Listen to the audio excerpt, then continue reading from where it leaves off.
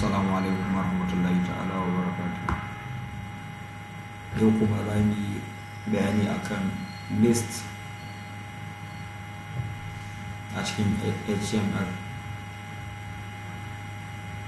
Me ake cewa list? We have two types of list. We have ordered list and unordered list. Suna da matuƙar muhimmanci a HTML. Sannan za mu yi magana akan file paths. Bara mu fara da list. Me ake cewa list? List shine kamar yanda kake rubuta abu da nambobi. Misali za ka yi list ɗin sunaye ko kuma za ka jero wasu abubuwa da za ka itemizing. A bara ba su 1 2 3 ko sunayen mutane ko sunan dabbobi, kamar ka ce akuya,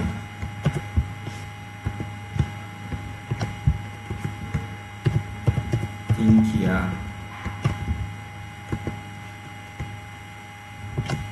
rago, misali saniya. So in kana so ya tafi a haka, kana so za ka saka nambobi. In kana so ka sa ga su dai ba a jere yadda suke ba, kana so su ɗauki nambobi kamar yadda muke yin typing a wadda yanzu. Kana so ka sa musu nambobi, za ka sa musu haka, za su tashi da nambobi, zai tashi da numbers yanzu yadda za ka yi haka. Wannan shine ordered list. Zai tashi gashi nan ga number 1, number 2, number 3, number 4. Wannan shine ordered list. Zai tafi ko ka bashi A zuwa Z ko kuma ka rubuta Roman number. So ya ake yin wannan a HTML? Sai kuma wanda za ka zo shi kuma ya zo ya baka bullet points instead of wannan, shi kuma ya juya. Ya ake wannan shi ake cewa unordered list. Wancan kuma wanda zai baka shi ake nufi da ordered list. Ya ake yin sa HTML? In ka zo ka bude VS Code ɗinka kamar yadda muka bayani a baya, so a nan yanzu za mu sa boilerplate ɗinmu. Me ake cewa boilerplate? Mun yi bayani a kansa. Shine the whole structure of HTML, shi ake kira boilerplate. Shortcut a VS Code yadda ake saka in kana so kawai ya sama shine, tunda zan yi shi gaba ɗaya kuma sannan zan zo in yi bayaninsa daban-daban, sannan misali ɗin a ciki. So me ake yi? Ya ake yi a saka boilerplate? Boilerplate shine abin da ake nufi aka kasa shift 1, anyway exclamation mark, ko akan wani key yake akan computer ka, exclamation mark za ka sa. In ka sa exclamation mark sai ka taba tab, period, shikenan. Gashi ya saka maka duk requirement ɗinka. Wannan shine HTML structure yanda VS Code yake baka. Amma in ka zo a matsayin wanda yake koya, za ka iya zuwa ka yi su direct ga baki ɗaya. In ka zo ka sa haka ake rubuta HTML. In ka rufe ya zo sannan sai ka zo daga HTML, shine a farko, shine root ɗinka. Daga shi sai abin da yake binsa shine head. Daga head, a cikin head kuma yana ɗauke da title wato sunan website ɗinka da yake zuwa. Misali kamar my lesson, sunan da yake zuwa a sama. kamar ka bude Facebook, sunan da zai appearing a sama a tab zai rubuta title ɗin page, to shine kaga ake sa lesson. Sai kuma bayan head shikenan sai ka rufe, sai ka tafi next, shine sai ka bude ka rubuta body. Wannan shine structure HTML. Wannan shine HTML. Haka ake rubuta da hannu. Wa'annan su ne basic abu da ake bukata in kana so kai running HTML. Zan yi saka su, na yi bayanin su. Zan sa shift, zan taba tab, gashi ya bani. So layin farko me yake nufi? Abinda layin farko yake nufi, zan yi amfani da abin bayani na yi bayanin su daki-daki. Misali abinda ake cewa abin bayani shine comment. Me comment a programming? In an ce comment a programming shine bayani ko explanation na code ɗinka, domin maybe za ka yi rubutun da in wani ya zo zai gane menene wannan, shi ake cewa comment. Ya ake saka comment a HTML? shine za ka bude open angular bracket, sai ka ce sai ka sa exclamation mark dash a gani ya rufe ma, ya yi opening ya rufe, sai in ci mata this, ko rubuta da Hausa, ko da me za ka, ko da wani yare, ko yarbanci ko iba, ko da me za ka iya rubuta comment. In an kula ya canza ya zama green, kuma shi ya rufe kansa. In ka sa open angular bracket ka sa exclamation mark sai kai dash zai kulle ma gaban, yana nuna ma nan ne tsakiya, da single da multiple comment. Yanzu zan yi bayanin menene sama. Na farko shine yana nufin doc type, wannan yana nuna ma wannan shine HTML5 kenan, abin da yake nufi kenan. In ka gan cewa wannan doc type yana gaya ma wani irin HTML kake amfani da shi, HTML5 kake amfani da shi, shine yanzu comment da na sa ba zai affecting program dina ba. Duk wanda yazo ya karanta menene zai fahimci menene, shine amfanin wancan comment. Idan nazo that is single line comment, idan nazo nan line shi kuma me nasa HTML gashi nan lang eng, ma'ana attribute din nan da aka kara na language yana nufin cewa wannan za a yi shi ne using turanci, English kenan. In za ka canza lang yana nufin za a yi website mai yaren turanci, shine ma'anar wannan. Kun ga line comment din ya sauko, in zan ta rubutu na zai dauka, amma ba zai affecting program dina ba zai taba mun komai ba, yana nufin wannan comment nake. Amma in ka ga yayi haka ka cire kai Mr. gashi nan ya koma green gaba daya, yana nufin cewa ban yi closing daidai ba, na cire dash daya. In na mai da dash din zai rufe iya nan wajen, zai ba program dina ya ci gaba da aiki. Head, abinda ake cewa head from starting to closing shine kwakwalwar website. Wannan shine brand din current page da kake ciki. Wannan pejin da kake yi nan ne kwakwalwarsa, ta nan zaka gaya masa komai, ta nan zaka faɗi duk wani abu da zai faru a pejin, a nan zaka gaya masa. Nan ne kwakwalwarsa, nan ne yake rike duk abin da yake faruwa. In zaka ce ya je communicating da wani website din, ya kwafo wani abacin, kamar ka samo font daga Google kana so ka yi adin, ko kuma a'a kana da external CSS, tunda yanzu zamu ga menene external CSS, zaka zo ka yi adin ta nan wajen user link. Nan shine kwakwalwar website. So a nan ne yake dauke da nan wajen title inda zaka rubuta maybe my lesson. In na rubuta my lesson din nan, zan bude akan browser a ga me yake yi. Wannan yanzu na rubuta my lesson, na yi saving, zan yi running a ga me title yake yi. Zan tafi live, zan bude live server ta, na bude live server, zai nuna mun gashi a sama a nan gurin yana nuna mun my lesson, gashi ya rubuta mun my lesson. Shine abin da nake nufi wurin da na rubuta. Duk wannan title da ake gani shine ta inda aka rubuta shi, ta nan title shine wannan abu my lesson, shine kawai abin da yake. Kun ga program din ba komai a kan file na, amma gashi ya rubuta my lesson a sama, shine title din abin da yake faruwa, shine abin da yake nufi title din nan gashi my lesson. Yanzu idan na gyara na sa, na rubuta da Hausa ko da wani yare na rubuta, darasi na, gashi na canza, na rubuta Hausa, na ce darasi na da mai capital.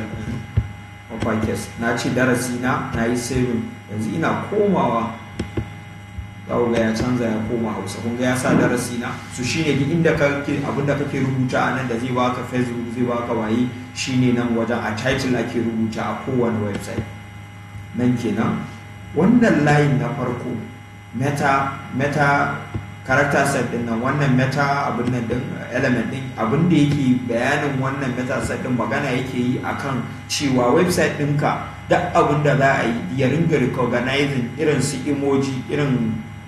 emoji da ake wanda tunda mutane sun saba da Facebook, irin emoji da ake sakawa shine abin da kake gaya masa. Wannan meta line farkon kenan.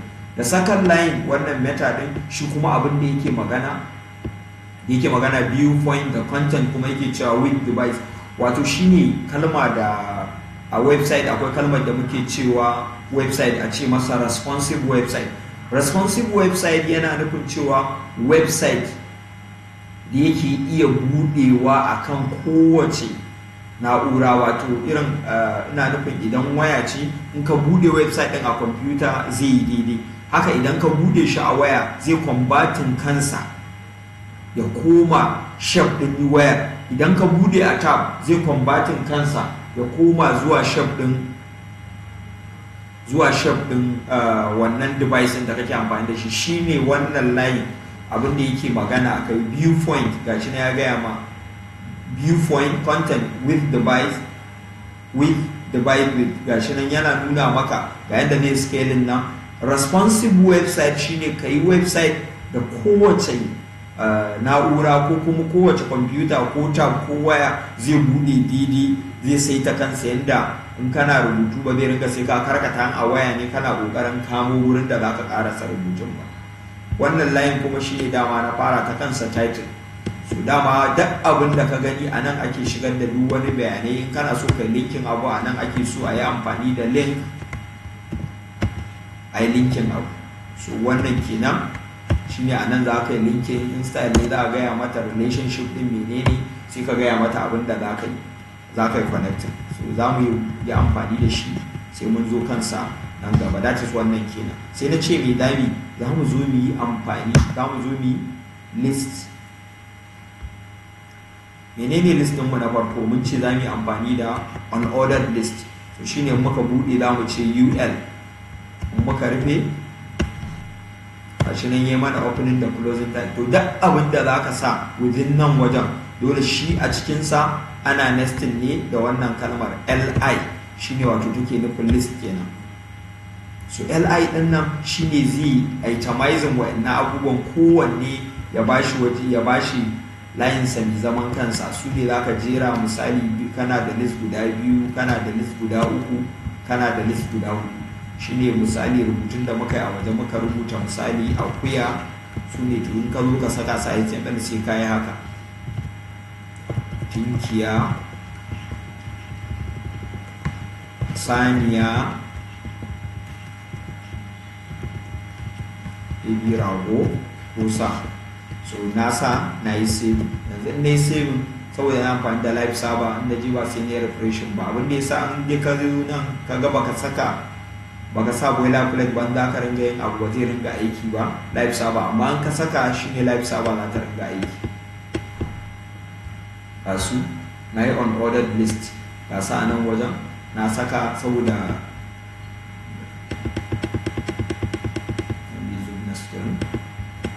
gashi na sa akuya, tinkiya, rago saboda ina amfani da ul, na yi amfani da ul.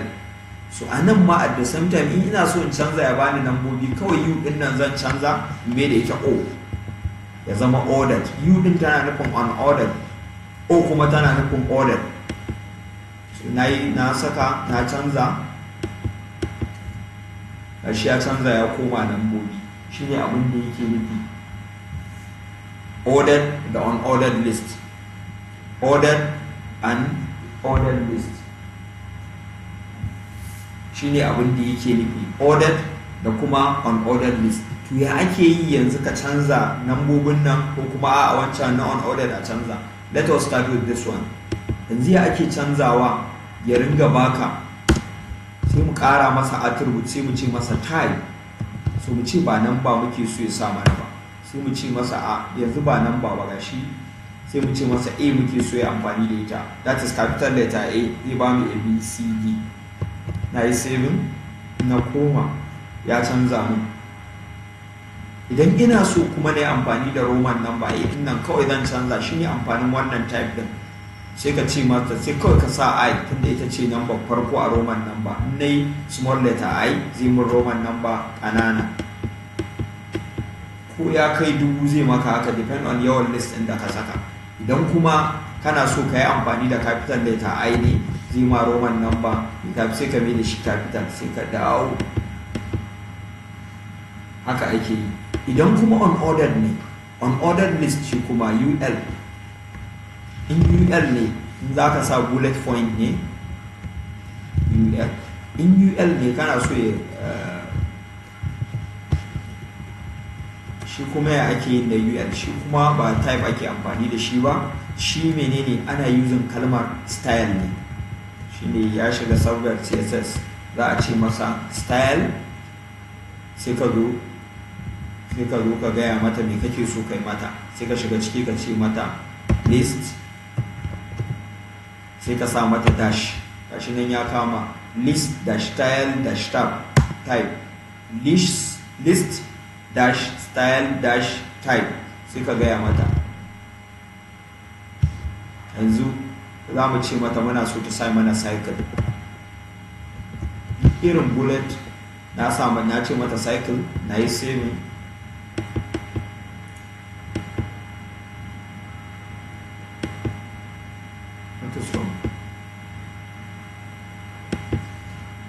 UL, na yi saving.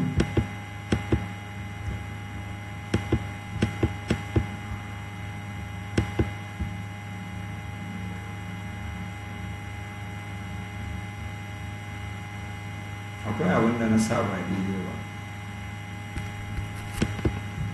Cycle, yawwa.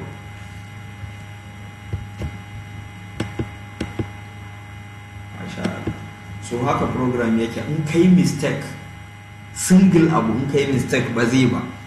Ga kawai saboda na sa mata, na ce mata na sa mata cycle ba daidai ba, ta ji karba. Gashi cycle.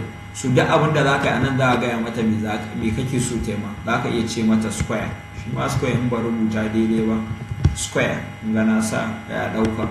In ga na sa mata square, na ce ta yi sai yanzu zan je in ga ta sa mana square. So su ne yadda ake yin list a ciki. To amma a gane, sannan ko in ba na son komai a nan zan ce mata none. Kawai katte mun, kawai ta ban mun su a haka, ta jera mun su a list, amma ba na son ta sa musu komai. Style sai mu ce mata none, sai mu koma. Su ne haka gasa sun zo amma babu. Amma idan na cire nan wajen dole by default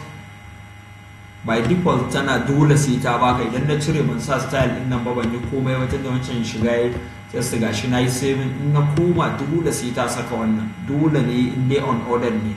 In kuma order ne by default, shi ma yana baka 1 2 3 ne. In na ce mata order, in na yi saving, za ta koma 1 2 3. To amma a gane abinda nake so ne bayani, list abu yana da matukar mahimmanci. Ba wai iya ka yi itemizing abu ake da shi ba. Idan yanzu kana so website da za ka jera hotuna daki-daki, ba wai ka ba su namba ba, ko kuma a'a kai satin menu, duk menu da ka gani a website, kusan duk menu da ka gani da list ake amfani, amma on ordered list yawanci ake amfani da shi. Bara in yi visiting wani website da aka yi amfani da shi. Misali ka je pejin nan na Fugitive,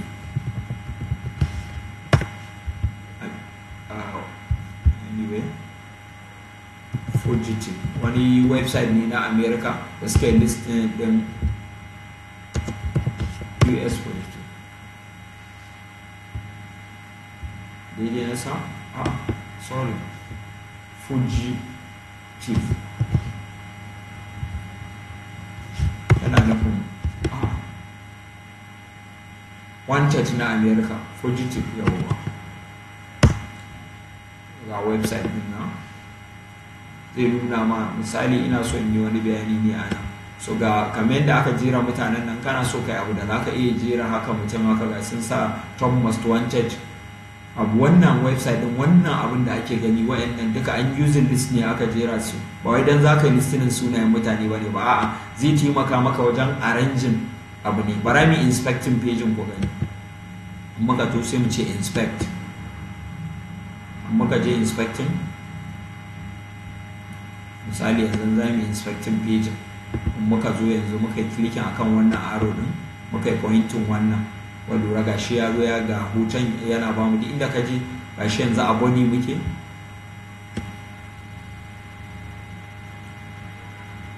Yanzu in ne selecting na dau iya wannan yanzu na dauke shi, sai ya kawo mu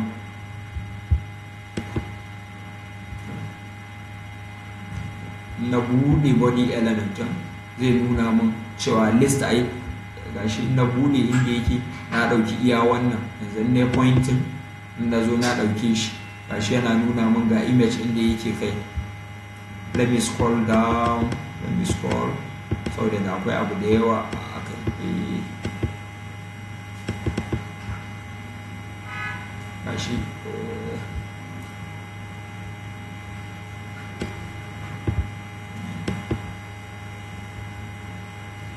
na dauka gashi ne yana nuna mun hoton da ne selecting, amma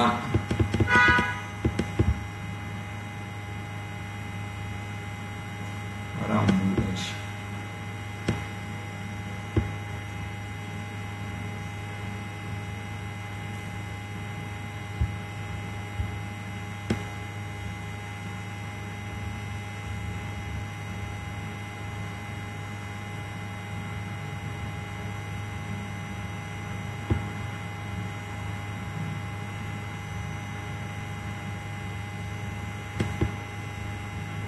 Gashi ga su gabaki daya abinda aka sa ga sunan gaba ɗaya suna nan, gashi nan UL duk hotunan da aka jera ga sa nan an jera su, shine yana anda wannan list item din. Gashi nan UL ne aka yi amfani da shi, duk wanda kai pointing zai nuna ma wanda aka dauka, duk wanda ka taba zai nuna ma ga sunan list ne, ga sunan a jera kowanne in ka taba zai ma pointing list item ne, kowanne aka ware shi kadai, amma an using on ordered list ne aka shirya su.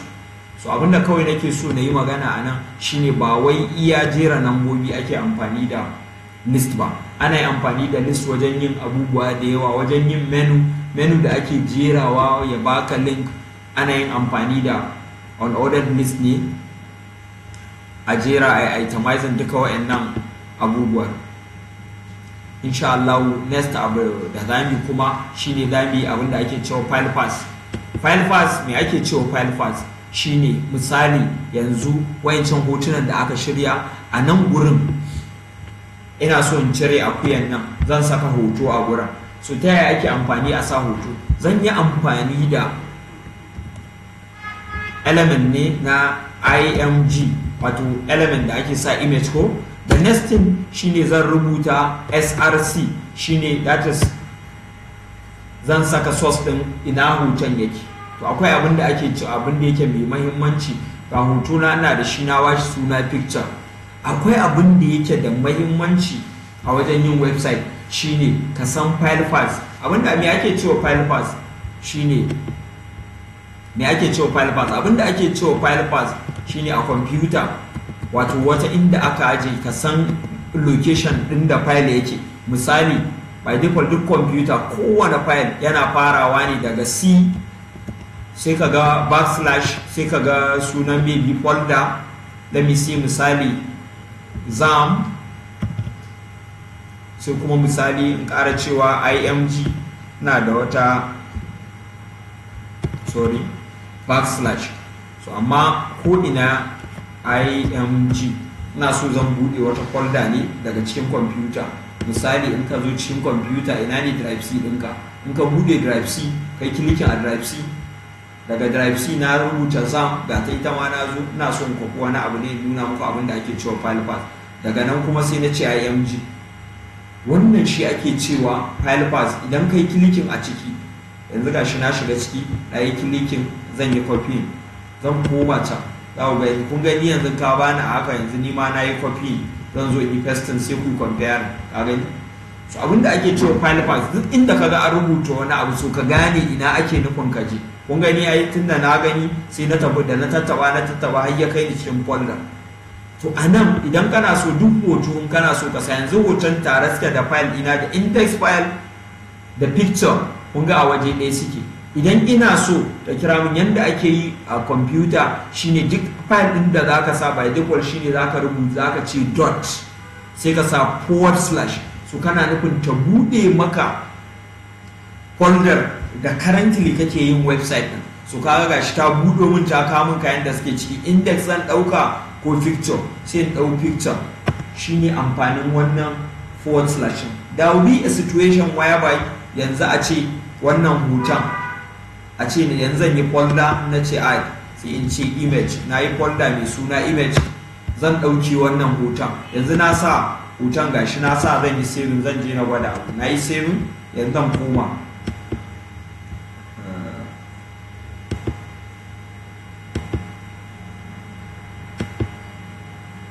yanzu zan bude inda hoton yake yanzu ga hoton ga yanda na sa hoton ga sauran ya zama shine number 1 yanzu ga sauran su kuma saniya tinkiya yanzu hoton shine ya zama number 1 yanzu misali ga hoton da na saka ga kuma sauran abin da ga nambobin da na zo na sa ga kuma hoto rarraye su ga hoto ya zama shine number 1 ga wayannan abu saboda na sa shi yanzu zan je in gwada wani abu yanzu hoto zan ɗauke shi daga wannan folder zan canza mai folder waccan sabo folder da ne zan ɗau hoton zan yi dragging ɗinsa zan saka shi a image folder na yi moving ɗinsa yanzu ga hoton dai sunansa ne na yi moving ɗinsa daga nan folder zan koma in je in gani yanzu zan yi saving tunda na yi moving ɗinsa na yi saving yanzu na koma kunga ya nuna ma ga alamun sign cewa na yi amfani da abun IMG amma ba ta ganin hoto saboda me file path ɗin ya canza. Dole ne ka koya abin da ake cewa file path in dai kana amfani da kwamfuta. Yaya ake gyara file path? Sai in zo in gani ai hoton nan yana cikin wannan folder image yanzu in na goge sunan nan in na zo na sa dot sai in sa /. kun ga yanzu ya bani ga folder ga kayayyaki na yanzu kun ga yanda bayar da zuba sai in ce mata ai hoto na yana cikin wannan folder image in ne selecting zai ƙara buɗe min cikin folder.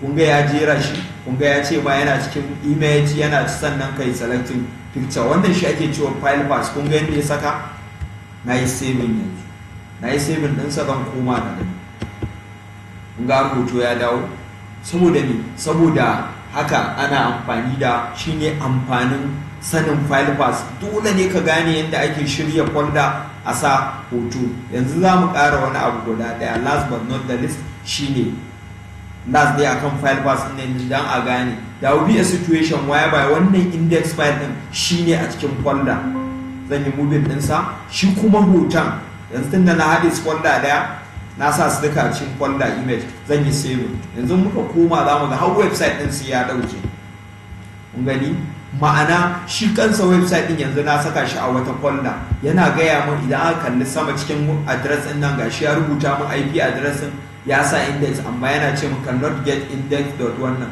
shi ma file path din ne yake ba daidai ba shi ma zan faɗa mata tunda na san sunan folder da yake ciki image na sa sai in ce mata image in na ce mata image sai in ce mata /index sannan zai kawo. So kun ga website dina ya dawo saboda ga inda na saka ga folder yake to amma hoton ko da suna folder ɗaya gashi ya ƙi me ya saka so da idan suna tare wannan abun ba zai aiki ba in tunda yanzu gashi da image da index suna waje daya to dole in suna wuri daya sai na cire folder saboda a tare suke ma'ana folder su daya in na sa /picture kawai gashi yana nufin folder su daya dole haka zaka bar su kawai / zaka sa ya aiki. In a situation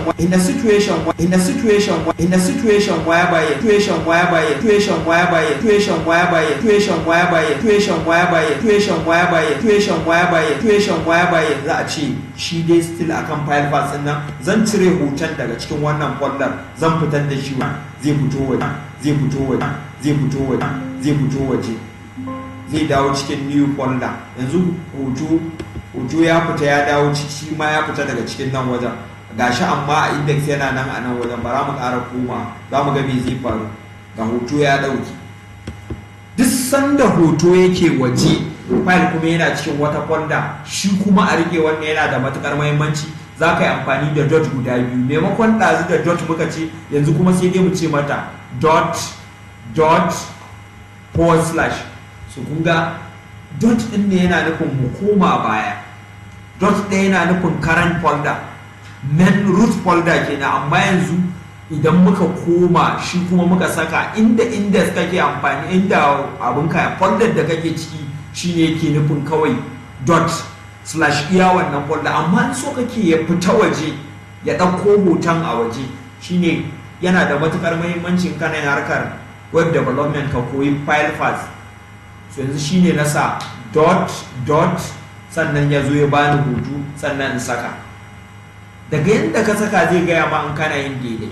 Duk sannan ka sa dot ɗaya ka sa zai bude ma, kaga file ɗaya ne a ciki. Amma in na goge na sa dot biyu, in na sa /, zai kawo min, kaga ya ga da ni inda hoto yake. Sai in ɗau hoto na sai in sa, sai in yi saving. So wannan file path yana da matukar muhimmanci ka koye shi. Shine yanzu gashi hoton mu yayi. So ba na son mu tsawaita lesson ɗinmu, za mu yi shi hakan Allah ya da. A darasi na gaba za mu fara abin da ake cewa CSS. Sau da ba za mu ta yin kodin, ya kamata mu ringa yin abu muna arranging ɗinsa. Za mu introducing, za mu fara div da dai sauransu. CSS insha Allah za mu fara. Subhanakallahumma wa bihamdika ashhadu an la ilaha illa anta astaghfiruka wa atubu ilayk.